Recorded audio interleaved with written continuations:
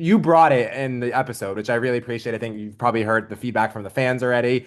People were so excited to see you come back, and really you delivered. But how are you feeling overall now that this is, out there to the world now? It's been 8 months, which was actually harder. Because I knew I was voted out first 8 months ago. So it's been like this guillotine just hanging over me. Like I know it's going to happen definitively, but I don't know how it's going to happen. So I didn't know what the episode, when you're out there, you say and do and, dumb stuff that they could. And then I look back and I'm like, oh my gosh, I said that. I sounded bitchy. What if they put that in? What if I sound bitchy? What if I look really dumb? Like, so watching it put me at ease. I think it captured exactly how I felt. Mhm. Um, from the second we hit the sand, I felt like there was no connection between anybody, like between me and anybody there. I truly felt like, I have said this, that I was worried about being late to the party, Yeah. and the other people were looking around going, she's invited to the party. Like they had all these connections. Like everyone else stays in the Survivorverse. Like Christian goes to every Survivor event. Devin's 100%. Devin's holds podcasts for Survivors and Survivor events. Like Joe had just gone through the press and met a bunch of these people at those events. Plus, I do know for a fact all of them were chatting. So I was at a detriment. That's where the 20 years really was against me. And it hurts a little bit because you've got Sari that was put with Ozzy. I mean, they've played together twice. Emily and Christian. Christian says in his pregame interview, like, I consider Emily a very good friend. Not a good friend, a very good friend. And I was thinking, wow, it must be nice to go into a social game with a very good friend or with somebody that you've played twice with. And then on the other side, Colby and Stephanie alliance, OG, they were put together. And I was like, if I had been put with Colby, the only other person I knew, I would Mhm. at least have like a touchstone like these two did. I didn't. And I had no relationship. And there was obviously pre-relationships that I couldn't like get into. And especially if you're the first to go to tribal council, they're just trying to find an outlier. Yeah. So yeah, I was playing hard and fast because I was not involved in any of those pre games, and there was some relationship I was trying to needle into. In hindsight, do you wish that you pre-gamed and reached out to people before you got out there to Fiji, or was it just so no matter what, too little, too late? Oh no, I wish I would have pre-gamed, like because then I would have at least known people. They would have had a little bit of knowledge of me. But like I said, 3 days in, if you have conversations with other people, you're just trying to find the one person that you can get everyone to agree on. And I know I did the same thing in the seasons I was on. Mhm. You just got to rally people to get behind one vote, right? And in those first 3 days, it's very easy to pick the person that you haven't been talking to on social media and you haven't been, conversing with, hey, are you going? And side conversations and full on alliances and being with your very good friend. Like you're going to pick the person who's an outlier. And I do feel like Savannah Joe and I were kind of those outliers. Okay. I was gonna ask you, like, was Savannah in the mix to be voted out instead of you? Because we didn't see that on the show, but you would assume that she's an easy out first.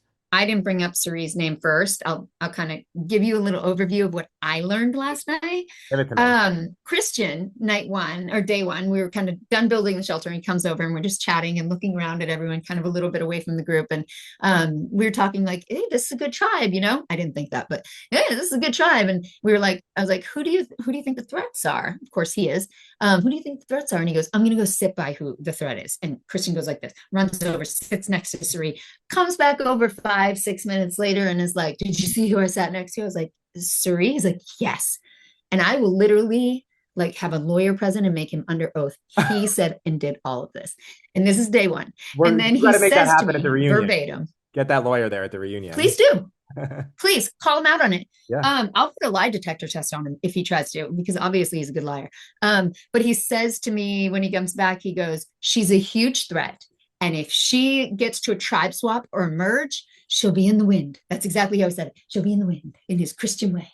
Hmm. And I was like, oh, okay. So Christian was on board, and I was trying to find any inroad. And as you guys know, not only is Saria a huge social threat, Yeah. but she's a liability. Right. And until you merge, they are going to be physical challenges. and she is going to lose them for Yeah. that tribe. Not just like not help, she will lose them.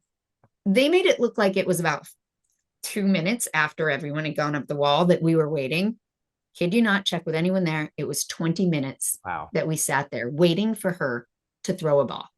Now, you can't have that. You Yeah. just can't before merge. And here's why. I mean, I was obviously on the chopping block because I was not in any sort of group, but at any given time, you could be the collateral damage. So she's going to cause you to go, but you won't necessarily be the one going out, but it could be you that next time because things do move fast. So I was like, we need to try to get that person. And you heard it from Joe and Savannah. Like they both said in their confessionals, Suri lost that for us. It was like Savannah was trying to get across like how long it was. Hmm. So her and Joe didn't want to vote me off.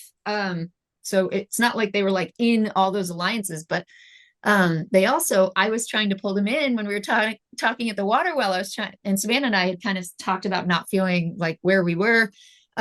Talked to Joe and Savannah at the water well, like right before immunity challenge, and I was like, "Hey, we are we going to try to be on the same page, or like, what are you thinking for voting? Like, do you think like Sri? Because I think this is going to go badly. It went really badly, and they didn't get any cohesion.